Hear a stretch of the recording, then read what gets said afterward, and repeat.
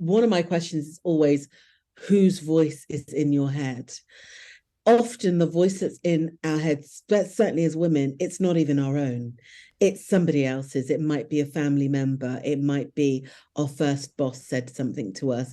I have clients who, can tell me that their first boss, and so sadly, often another woman, you're not going to really make it in this industry. You're not really cut out for this. And that those words really follow them through.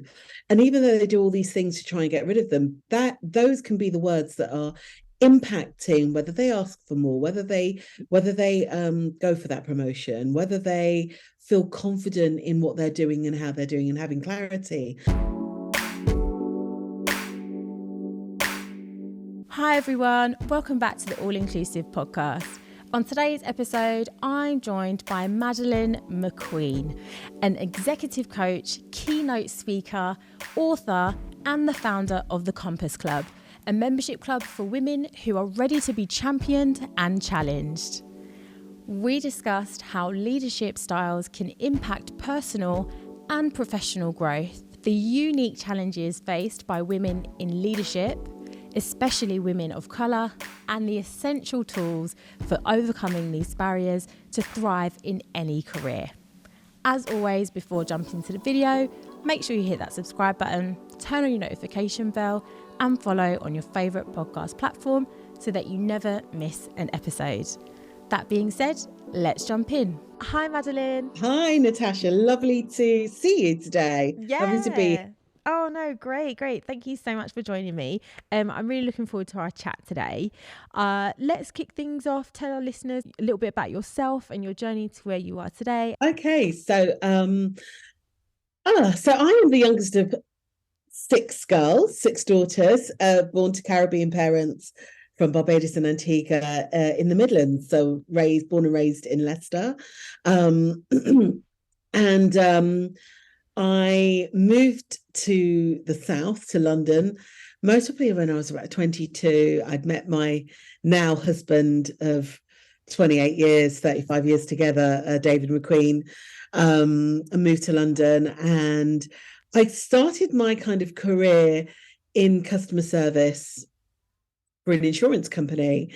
And when I moved to London, I decided I wanted to get a job. So I went for another customer service job in an insurance company. And I took a psychometric test and came out as the ideal salesperson. So they actually gave me the sales role as a financial advisor. And I did that for a few years, stumbled into IT sales, which I thoroughly enjoyed, super successful at, and sold at the 2 million mark, closed big deals, all of those sorts of things.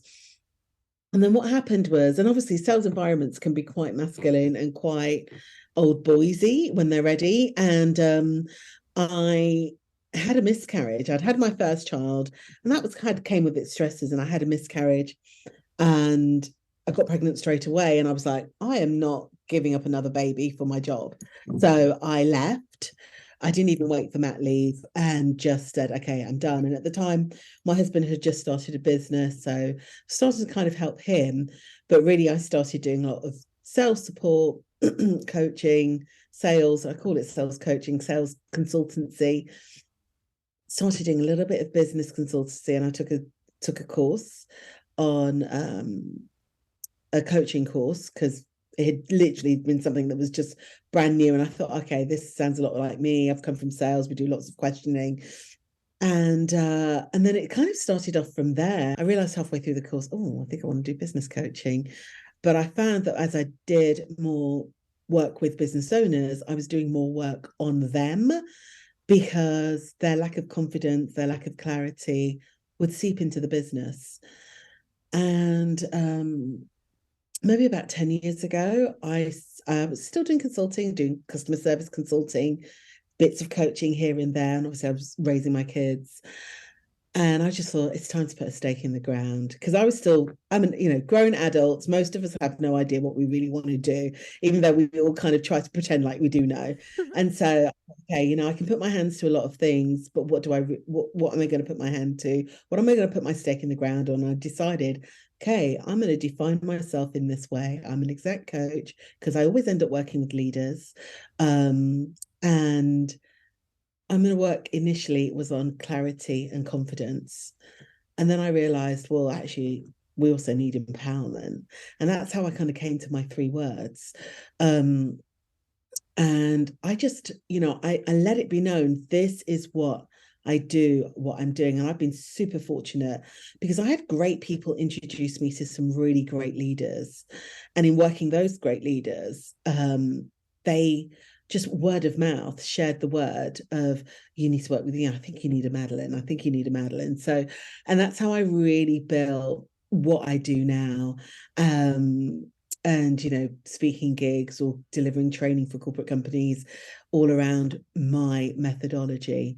So yeah, that's how I got here. And it's been a really interesting journey. Oh yeah, no, it sounds great. And so confidence, clarity, and empowerment, those are the three kind of key central themes in your approach Yeah. with coaching. So I'm interested to hear from you, like what particular experience, personal experience or moment for you solidified like, yes, these three are the keys to where you want to be or where you want to be as a leader? I've really been thinking about this because I actually think it's been a more of a metamorphosis than it has been a Oh, Damascus lovely. experience. Yeah. I I always kept coming back to confidence. Like when I remember being in the 2000s and, it's like, what do I do? What is it? And, I talked to friends and stuff and confidence kept coming up as a word. And definitely in the 2000s, that was kind of the big word for me, but I kept shying away from it. Um, but the other word that always kind of followed very quickly was about clarity. And I suppose it's most probably, eh, eh, in those early years when I was saying, okay, this is what I do, I'm an exec coach, I think I just went, okay, I can work on the confidence piece, but if they're not very clear about what they're doing, they still don't feel very confident. Like it's you feel lost if you don't have that clarity. So that's how clarity, and I used to sort of say confidence, clarity. Actually, what and just through my practice of working with people, it really hit. No, I need to help them get clear first, because then they know what they're doing, where they're going. And then it turns into building the evidence-based confidence. And then they feel empowered. And then I can help them on with empowerment tools. And I added a fourth word maybe about 3 years ago, because I realized that, and I turned it into an equation, which is clarity plus confidence over empowerment equals thrive. And what I recognize, even for myself, I hit 50 and I was like, I want to make sure that I live a life that thrives, and I want my clients to live a life that thrives. And I believe that these three things together enable them to get there. So it's definitely been a metamorphosis. Oh Um, yeah, I love that. yeah.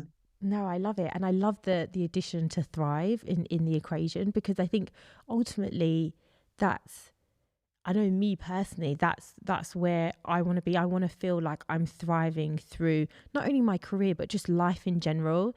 And there has been periods in my journey where I didn't feel like I was thriving. I didn't think I was going in the opposite direction. So I didn't think I wasn't, but just not, I was just stagnant and I was just here going through the motions. And it's true what you said in terms of, if you don't have a clear understanding of what it is that you're doing or what you're meant to be doing or what your role is, you do get a bit lost. And I totally can relate to that feeling. I feel like I'm finding myself now, and I'm slowly getting there. But yeah, I think that's amazing though. Those words, they're such powerful words, and it sounds like a fantastic approach, and it's obviously one that's been successful as you've been working with lots of leaders. In your experience, what have you found to be the most significant challenge that in particular women face and women of color are facing when it comes to them in leadership roles? There's a few. The one that I'm like, because I just did which one is it? And the one that really sticks out for me is the voice in their head. It's the self-talk. And normally it's because one of my questions is always, whose voice is in your head? Often the voice that's in our heads, but certainly as women, it's not even our own. It's somebody else's. It might be a family member. It might be our first boss said something to us. I have clients who, can tell me that their first boss, and so sadly, often another woman, you're not going to really make it in this industry. You're not really cut out for this. And that those words really follow them through. And even though they do all these things to try and get rid of them, that those can be the words that are impacting whether they ask for more, whether they go for that promotion, whether they feel confident in what they're doing and how they're doing and having clarity. And it might be a family member, it might be the work twice as hard that they've heard that is keeping them actually really stuck because they're working exceptionally hard, so hard that nobody wants to move them because they do such a great job. They make their boss look good. So actually it creates them in a hole that nobody wants to get them out of. And it sometimes can block them. Don't get me wrong, there is systematic blocking that happens, but that voice in the head, and when I ask whose voice is it and get them to really listen to it, it's often not their own, which means that they're not operating on their own terms. They're operating on somebody else's. Yeah. And you mentioned actually, which I found was quite hitting for me, was that actually those voices, one, it's then usually not your own, but sometimes they are of women as well, like another leader, like your boss, which I find like it's so true. And I'm curious to you, why do you think that is? Like, why do you feel like, especially when it's a woman and it's a woman and it's a female leader that says a comment to you, why do you feel like we hang on to it so much? I think one of the things about that is that, if we look at leadership and we look at, yes, there's improvement, but the truth of the matter is we're, as women, we're still in a minority. And once you add the intersectionality of race in there, that becomes an even smaller, much smaller number. And so we're looking to the women ahead of us to help us get where we want to go. But I do believe there's a patriarchy thing here, that where we've been trained, taught, socialized to compete with each other to be the acceptable one, or to be more masculine in our approach in order for us to be seen as acceptable by men in leadership. And sometimes we need to be a little bit more masculine in our approach sometimes. But I think the truth of the matter is it hits so much harder when we hear it from another woman, because we're all expecting better. We're all expecting different. And so if this is a leader who has climbed the ropes, has got, has inverted commas, broken the glass ceiling, it's like the great hope. Okay, well, she could do it, then so can I. But if that person then seeks to undermine you, it just hits so much harder, because is that what I need to be in order to be there? That does not align with me. I think there are a number of messages that come out when we get it from another woman. And I think it's also exceptionally disappointing, which is one of the another reasons why it hits so hard. And let's be really clear, in the nicest possible way, as women, we know how to, I think in general, we're pretty good at picking on people's pain points, or knowing where they are and really speaking to them. And especially if you've maybe confessed something to that woman about what was going on and they use that against you, I think this is why it hurts so deeply.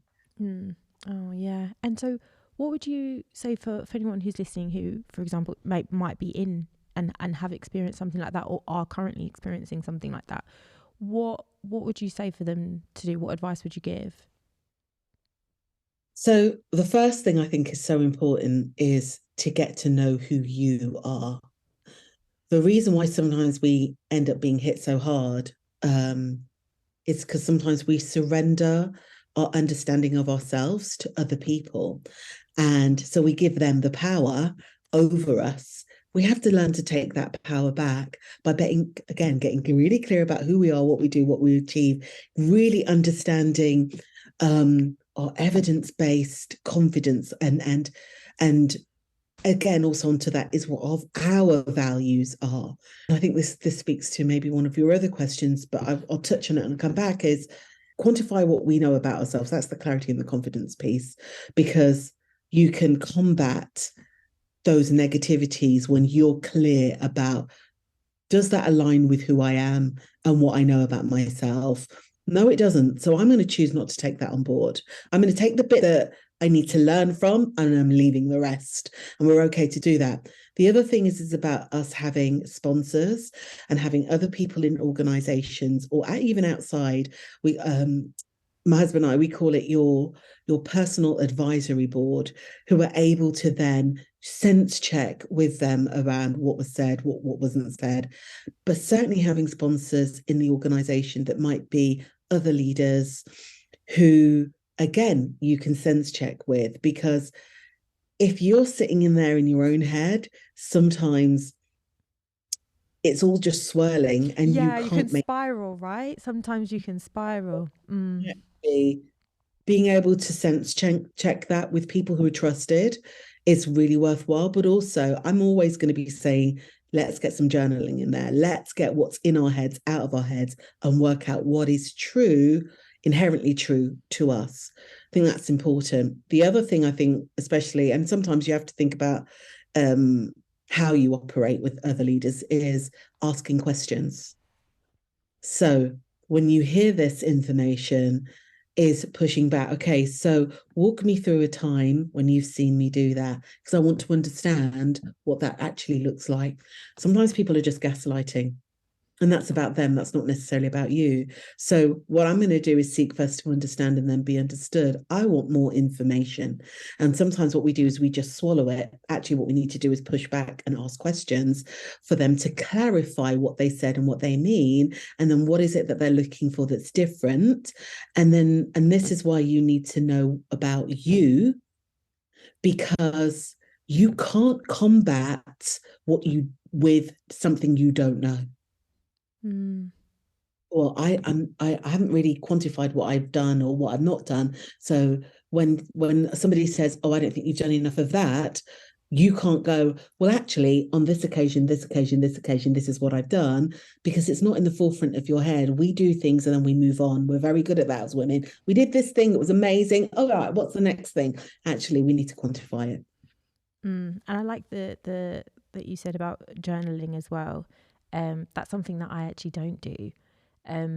But in what you said, I can definitely see the value in doing that. Is actually putting pen to paper and as an outlet to get out what's in your mind, and possibly to put down some goals that you've got as well, so you can visually see it. It sounds fantastic. So you've talked about it and you've mentioned it quite a bit. Is confidence. It is a vital factor, I believe, not just professionally, but also personally as well. So could you share any advice for building and actually sustaining confidence when you do get that knockback? Yeah. I think one of the things that's the most important is to understand what confidence is and what it isn't. And firstly, it is not a personality trait. I think that's one of the things that's tripping up our confidence, because we think, oh, I'm either confident or I'm not confident. Actually, it's a little bit more complex than that. Confidence is situational. It depends on what we're necessarily experiencing. We've all experienced it. We've gone from a team what we were doing really well in, and we moved to another team, different manager, different energy in that team, and our confidence has been knocked. So it's very much, and it's active. You've got to keep working at it.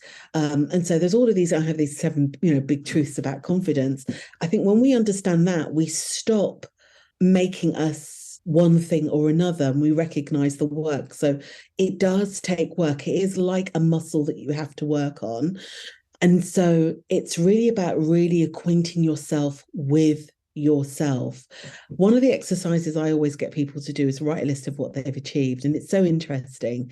And I'm not saying this is the only thing, but it's can be a really good booster. The reason why I get them to write the list of what they've achieved is because often they don't know. And because they don't know what their skills are. They don't know what their attributes are. They don't know what their experience is. They don't know what their talents are. And so the more we can get clear on those things, the more we actually feel more confident and capable. Confidence also is predictable. And not, what I mean by that is if you know what you're capable of, then you know you can do something. It also doesn't lie. So it doesn't pretend we can do something that we know we really can't. Like there's some things, they are not my bag. Do not ask me to do major research. Don't ask me to read or write a white paper. It is not my skill set, right? Yeah. So you feel so confident because that's not me. And so And that's I don't okay, need right? Because okay, you know what you can do. Yeah. so why so when somebody says, oh, I need you, that's not what I'm happy to say to people. I don't do that. And so then when I talk about the things I do, I talk about them with such confidence because I'm not pretending that I'm trying to do something to try and impress somebody. Mm. So when we are having those knockbacks, spend time with you, spend time getting to know who you are, what you're doing. And I know I've said this before, but we don't do it. And then we're confused, we feel lost. And then we've let somebody else yet again define who we are. So we are going to get knockbacks. Curveballs are part of our existence. The thing is the more we get used to, okay, let me get clear. Okay, what was said? What do I take from that is truthful? What isn't? What do I know about myself? What has been said? What do I want to say differently about myself? What's the actual truth? And repeat. It's like you've got to keep practicing it and practicing it. And then what happens is when you get knockbacks, your bounce back becomes quicker. So you're not on the floor for 3 weeks. You may be on the floor for 2 days. You might be on the floor for 3 hours. So it's not about not being on the floor. It is about having a methodology that allows you to bounce back quicker. A lot of that is getting into understanding yourself. Oh, yeah, totally. Oh, I love this so much, Madeline. It's you've got such great insights. And um one other area that I wanted to explore a bit more with you is the loyalty piece. So Mm, I feel like I would love to hear kind of from you when, as someone who works for an employer, and as an employee I want to do a great job and I enjoy the people that I work with, there is always sometimes an element when I'm in an environment that I'm not really quite happy with, or potentially where I feel like, actually, you know what, I need to move on to be able to thrive in where I'm going in my career. There is this feeling I always have that I'm like, oh, but like everyone's so great. They've been so great to me, and oh, what am I going to leave behind? Like, what are your thoughts? Like, how do we deal with that aspect of staying loyal? crazy loyalty that we have. Okay, so that's a phrase that my husband and I use. Be thankful, not grateful. So Mm. I'm all for gratitude. The problem is that I call it the Grateful Dead. We get so grateful that we're almost killing ourselves. And we've almost all our innovation, all our ability to move has died. And that's because we've embedded so deeply within this organization. As a 54-year-old woman, I like looking at what millennials do. They're like, you do not, no, I'm out. I'm Yeah. out and out. And I think that we have to take a lot more of that. So one of the things that is important is always be interviewing, because that loyalty, if you don't know what's available outside, then you're going to bury yourself in what you do know. So be interviewing, get out there. Also, it lets you know what other people think of you. It lets you know what your worth is on the market. One of the things of loyalty that happens is we have no idea of whether or not anyone else will take us on, whether or not we could earn any more money, or whether or not there is a world outside of the company that we work in, and so we get stuck. The other thing is the loyalty that you really should be having is to yourself, not the organization.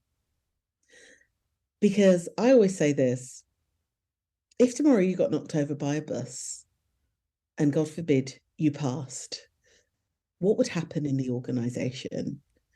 It would be, oh, did you hear about Natasha? Yeah, I did. Oh, isn't it awful? Yes, it is. Oh, how terrible. What's the new girl like? And I think when we Oh, yeah, that got me. Because what yeah, it's so what's true. the new girl like? They are just going to move on. And so it's not about not being hardworking, build great relationships when you're there. It's recognizing that this is somewhere you're here for now, and they are not your family. You are not wedded to them, and you can choose. And let's be clear, even if you're wedded to somebody, you can choose to divorce them if you want to, right? So if you can do that in every other aspect of your life, why do you not believe that you can do that at work? Mm. Yeah, so true. I mean, so on the flip side of that, as an organisation, I think it then just speaks more to the retention piece, in that you know that your employees, in order for them to want to stay with you, they need to feel like they can grow with you.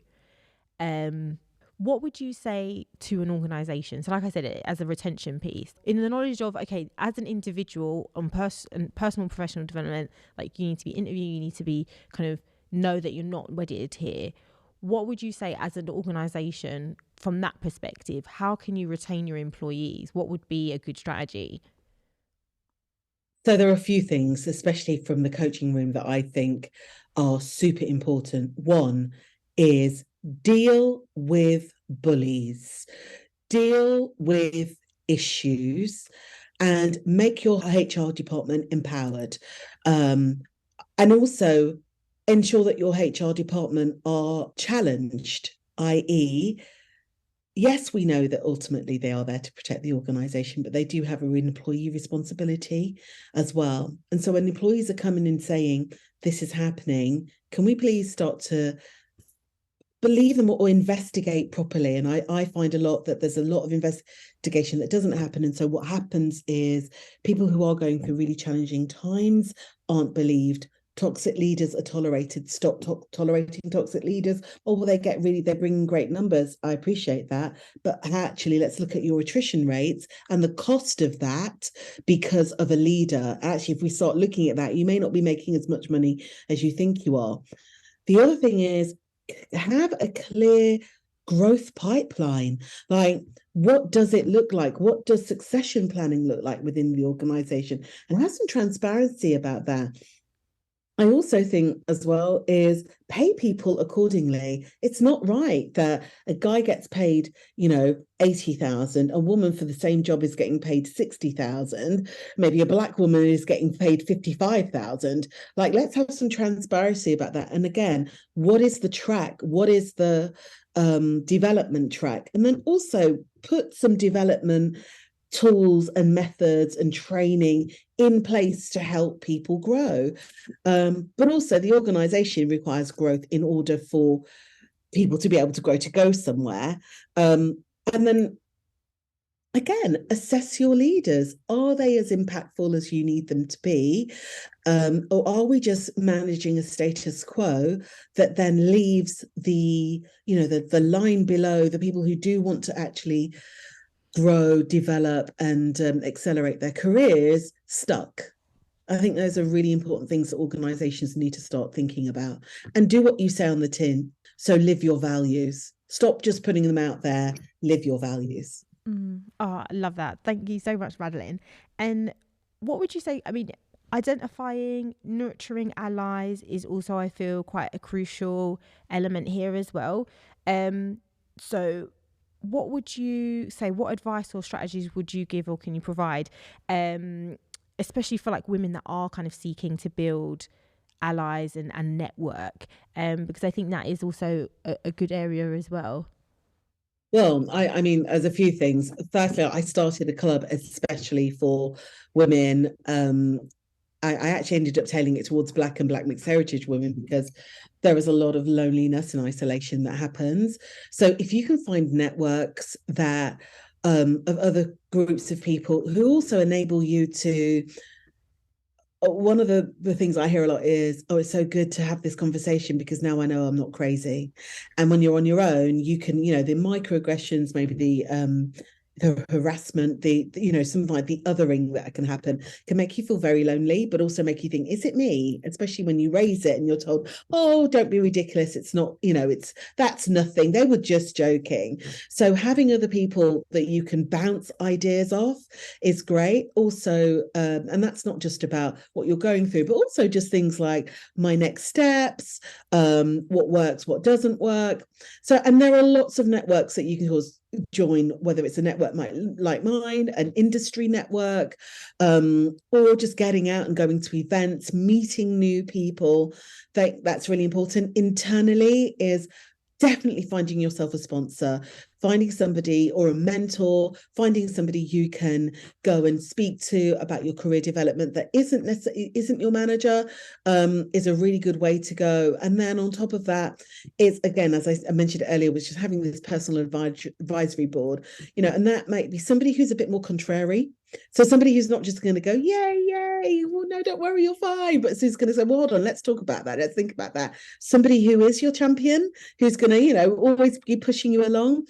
You might have a family member, you might have a friend or somebody that knows you personally and understands your value set. And so having a range of people, somebody who might be more industry, somebody who might be more senior, having a range of people that you can go to bounce ideas off, to bounce next steps, to bounce frustrations, to bounce celebrations is a really good way for you to go as a woman, so that then you're not just in your head, you getting the benefit of a trusted group of people who can really help you move along. And they may not all meet together, you may meet them individually, but it's a really good way for you to build. And again, joining a net like mine, the Compass Club is there because I want women to grow. I think we're very good as women as growing professionally, in the sense of, oh, we'll do all the qualifications, we'll get another one. Oh, I'm doing my master's now. Oh, I'm doing my PhD. Oh, I'm doing this CIPD. But actually, the personal development we need so we can leverage ourselves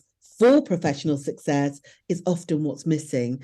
And we don't see the point of investing in it. But actually, the reason why you're maybe, apart from the systemic issues, struggling to negotiate, whether it's your salary, whether it's moving yourself from being too loyal, is because you need to work on some of that personal development. Oh, fantastic. Well, Madeline, I've so much enjoyed our conversation today. I think you've given some really great insights and advice for our listeners. Before you do leave us, I'd love to get a little parting note from you. So could you share just one piece of actionable advice which our listeners could immediately kind of implement in their own lives tomorrow or today? So the actionable piece of advice is hold your boundaries. We're very good at setting them. We're not very good at holding them. And that's because we don't want to disappoint people, or we feel guilty or selfish. But the truth of the matter is you are your best asset. And the way you protect your asset is by holding your boundaries. And so with that, I will say, especially for women, do not own the problem in the room. So you have plenty enough to do. So stop taking on more work. Hold a boundary around, this is the work that I do, unless it's something that's either going to elevate me in a way, or I've got the space to do it, I'm not going to take it on. And so let's just hold our boundaries in every single way, so that we're not over giving and then we are left empty. So say no. And it's okay to say no.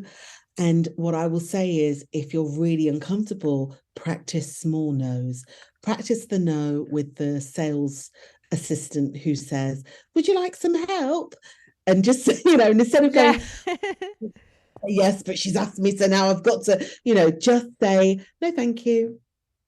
and move on, and we don't need to justify all of our no's, but start saying small no's. No, I don't think that, no, I don't have space for that at the moment. Looking at my roster, I can't see where I'm going to fit that in. So no, I'm not going to be able to do that. Holding some boundaries is going to be one of our best friends when it comes to us not burning out, and also being able to pour back into ourselves because we didn't give everything to everybody else at our expense. Oh, fantastic. And Madeline, for anyone who's listening, if they want to connect with you, they want to learn a little bit more about the Compass Club as well, how can they do that? So you can find me at Madeline, Madeline, McQueen, MCQUEEN.com, on social media. So LinkedIn, it's Madeline McQueen. On Instagram, it's the Madeline McQueen. I think that's also the case on Facebook. I don't go there very often. It's like the land of the dead. And then the other place is, so if you want to have a look at the Compass Club, it is thecompass.club. But yeah, you can find me in all of those places. If you want to email me, the best one to do is hello@madelinemcqueen.com. So yeah, that's me. That's great. Well, I will be linking below a couple of those social links that you've mentioned, your LinkedIn and also the website for the Compass Club. And you guys can definitely connect with Madeline. I highly encourage you to do so, because if this conversation hasn't got you thinking more about your own professional and personal development, I don't know what conversation will. So thank you so much, Madeline, for all of your help today and your insights. Oh, I appreciate it, Natasha. I really do. Thank you so much for having me.